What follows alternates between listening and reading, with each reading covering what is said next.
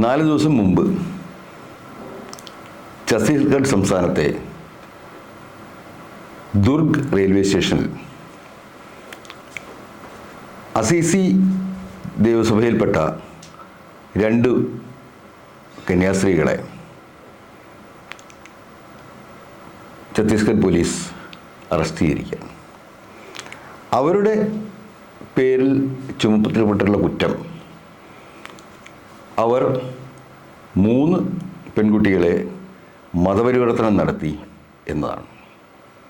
മതപരിവർത്തനം നടത്തി അവരുടെ ഗ്രാമങ്ങളിൽ നിന്ന് വിളിച്ച് കൊണ്ടുപോകുന്നു. അതിനാൽ വളരെ ഗുരുതരമായ കുറ്റകൃത്യം ആരോപിച്ചുകൊണ്ടാണ് അവരെ അറസ്റ്റ് ചെയ്തിരിക്കുന്നത്. റെയിൽവേ പോലീസാണ് അറസ്റ്റ് ചെയ്തിരിക്കുന്നത്. പക്ഷേ കന്യാസ്ത്രീകളുടെ സംബന്ധിച്ചിടത്തോളം അവർ പറയുന്നത് അവരുടെ സ്ഥാപനങ്ങളിൽ, ആശുപത്രികളിലും മറ്റു സ്ഥാപനങ്ങളിലുമൊക്കെ ജോലി ചെയ്യാൻ തയ്യാറായിട്ടുള്ള 3 പെൺകുട്ടികളെ അവരുടെ മാതാപിതാക്കളുടെ സമ്മതപത്രത്തോടൊപ്പം അവരിലൊരാളുടെ സഹോദരനോടൊപ്പം കൂട്ടിക്കൊണ്ടുപോകുന്ന വഴിയിലാണ് ഇങ്ങനെയൊരു സംഭവം നടന്നിരിക്കുന്നത് എന്നാണ്. അപ്പോൾ അവരുടെ കയ്യിൽ ആ മാതാപിതാക്കളുടെ സമ്മതപത്രവും അതുപോലെ തന്നെ ആ കുട്ടികളിൽ ഒരാളുടെ സഹോദരൻ അവർ കൂടിയുണ്ട്. തീർച്ചയായും ഇത്തരം വളരെ ദുർബല വിഭാഗങ്ങളിൽപ്പെട്ടിട്ടുള്ള വളരെ ദരിദ്രരായ പെൺകുട്ടികളെ ഇപ്പോൾ നമുക്കറിയാം, ധാരാളം സ്ഥാപനങ്ങളിൽ, ഇപ്പോൾ കന്യാസ്ത്രീ സഭകളുടെ ധാരാളം സ്ഥാപനങ്ങളിൽ അവർ ജോലി ചെയ്യുന്നുണ്ട്. അവർക്ക് മാന്യമായ വേതനം ലഭിക്കുന്നുണ്ട്, നല്ലൊരു ജീവിതവും ലഭിക്കുന്നുണ്ട്. ഇത് നമ്മുടെ മുന്നിലുള്ള വസ്തുതയാണ്, നമുക്ക് എല്ലാവർക്കും അറിയാവുന്ന വസ്തുതയാണ്. കേരളത്തിൽ കാണാൻ അതിൻ്റെ എത്രയോ ഉദാഹരണങ്ങൾ കാണാൻ സാധിക്കും. മണിപ്പൂരിലും അതുപോലെ മറ്റ് പല സംസ്ഥാനങ്ങളിലും വലിയ തോതിൽ ദരിദ്രരായ ജനവിഭാഗങ്ങൾക്ക് നമ്മുടെ വിവിധ സഭകളിലെ വൈദികർ ചെയ്യുന്ന സേവനം വിലമതിക്കാനാവാത്തതാണ്. അപ്പോൾ ഈ സാഹചര്യത്തിൽ അവിടെ സംഭവിച്ചത് എന്താണ്? സംഭവിച്ചതിൻ്റെ നമുക്ക് വിഷ്വൽസിൽ നിന്നും അതുപോലെ വാർത്തകളിൽ നിന്നും മനസ്സിലാവുന്നത്, ഈ റെയിൽവേ സ്റ്റേഷനിൽ അവരെത്തുമ്പോൾ ഒരാൾക്കൂട്ടം അവരെ തടഞ്ഞു നിർത്തുകയും ഭീഷണിപ്പെടുത്തുകയും നിർബന്ധമായിട്ട് പോലീസിനെ വിളിച്ചു വരുത്തി അവരുടെ പേരിൽ കേസ് രജിസ്റ്റർ ചെയ്യുകയും ചെയ്തു എന്നതാണ്.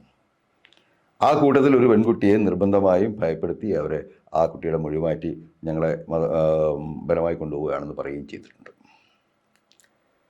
അപ്പോൾ ഇത്തരം സംഭവങ്ങൾ കാണിക്കുന്നത് വലിയ തോതിലുള്ള അക്രമ സംഭവങ്ങൾ നമ്മൾ ന്യൂനപക്ഷങ്ങൾക്ക് നേരെയും അതുപോലെ ദളിതർക്ക് നേരെയും പലയിടങ്ങളിലും നടക്കുന്നതിൻ്റെ ഒരു ഉദാഹരണമായിട്ടാണ്. അതേസമയം തന്നെ നമുക്ക് കാണുവാൻ സാധിക്കും, ഇപ്പോൾ പല സഭകളിലും അതിൻ്റെ ഉയർന്ന സ്ഥാനത്തിരിക്കുന്ന ആളുകൾ ഇത്തരം കാര്യങ്ങളോട് കണ്ണടക്കുന്ന ഒരു രീതിയാണ് സ്വീകരിക്കുന്നത്. ഇപ്പോൾ കേരളത്തിലെ തന്നെ നേരത്തെ നമുക്കറിയാം, 300 രൂപയ്ക്ക് റബ്ബറിന് വില കിട്ടുകയാണെന്നുണ്ടെങ്കിൽ ആർക്കും വോട്ട് ചെയ്യാമെന്ന് ഒരു മെത്രാൻ പറഞ്ഞത്.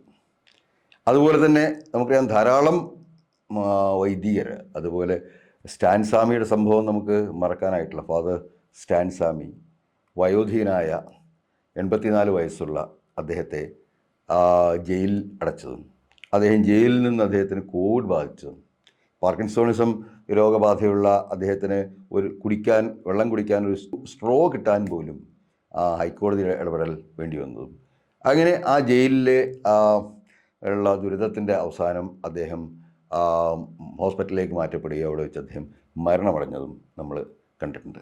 അദ്ദേഹത്തിൻ്റെ പേരിൽ ആരോപിക്കപ്പെട്ട കുറ്റം അദ്ദേഹം ഭീമാ കൊറാവിൽ നടന്ന ഒരു സംഘടനത്തിൽ അതിൽ ഗൂഢാലോചനയിൽ പങ്കെടുത്തു എന്നതാണ്. അദ്ദേഹത്തിന് ഈ സ്ഥലത്തെക്കുറിച്ച് തന്നെ വല്ല ധാരണയുണ്ടോ എന്നുള്ളത് നമുക്കിപ്പോഴും സംശയമാണ്. അപ്പോൾ ഇത്തരത്തിൽ വൈദികർക്ക് നേരെയൊക്കെ ധാരാളം, കന്യാസ്ത്രീകൾക്കൊക്കെ നേരെ ധാരാളം അക്രമങ്ങൾ പല ഭാഗങ്ങളിലും നടക്കുന്നുണ്ട്. ഇവയെല്ലാം തന്നെ പലപ്പോഴും അധികാരിയുടെ ശ്രദ്ധയിൽപ്പെടാതെ പോവുകയാണ്. ഈ സംഭവത്തിൽ ഇപ്പോൾ 4 ദിവസമായിട്ട് ഈ കന്യാസ്ത്രീകൾ ജയിലിൽ കിടക്കുകയാണ്. അവരുടെ പേരിൽ ഇപ്പോൾ നിർബന്ധിത മതപരിവർത്തനത്തിനുള്ള കുറ്റം കൂടി ചുമത്തിയിരിക്കുന്നു എന്നാണ് മാധ്യമങ്ങളിൽ നിന്ന് മനസ്സിലാവുന്നത്. പക്ഷേ ഈ സംഭവത്തിൽ എന്താണ് ഇപ്പോൾ കേരളത്തിൽ നിന്ന് തന്നെ കേന്ദ്രമന്ത്രിസഭയിൽ അംഗങ്ങളായിട്ടുള്ള ആളുകളുടെ ആ പ്രതികരണം എന്താണെന്ന് ഇപ്പോഴും വ്യക്തമല്ല. അവർ നിയമത്തിൻ്റെ വഴിക്ക് പോട്ടെ എന്ന രീതിയിലാണ് സംസാരിക്കുന്നതായി കാണുന്നത്. അപ്പോൾ ഇത്തരത്തിലുള്ള സംഭവങ്ങൾ വീണ്ടും വീണ്ടും ഉണ്ടാവുന്നത് പല സ്ഥലങ്ങളിലും ന്യൂനപക്ഷങ്ങൾക്കും ദളിതർക്കുമെതിരെ അക്രമങ്ങൾ നടക്കുന്നു എന്നാണ് കാണിക്കുന്നത്. ഇത്തരം അക്രമങ്ങളിൽ വ്യക്തമായ നീതി ഉറപ്പാക്കേണ്ടതാണ്. രാജ്യത്തെ ഓരോ പൗരനും അവരർഹിക്കുന്ന അവർക്ക് ഭരണഘടന വിഭാവനം ചെയ്തിട്ടുള്ള സംരക്ഷണം എല്ലാ നീതിപീഠങ്ങളിൽ നിന്നും ലഭിക്കേണ്ടതാണ്. അത് ഇല്ലാതാവുമ്പോഴാണ് ഇത്തരം വിഷയങ്ങൾ ഉണ്ടാവുന്നത്. അതിനാൽ തന്നെ രാജ്യത്തെ ഓരോ പൗരനും നീതി ഉറപ്പാക്കുക എന്നുള്ളത് അത് സർക്കാരുകളുടെയും അതിലുപരിയായിട്ട് അവിടെയുള്ള നീതിപീഠങ്ങളുടെയും പ്രാഥമിക ചുമതലയാണ്. അത് നിറവേറ്റപ്പെടണം.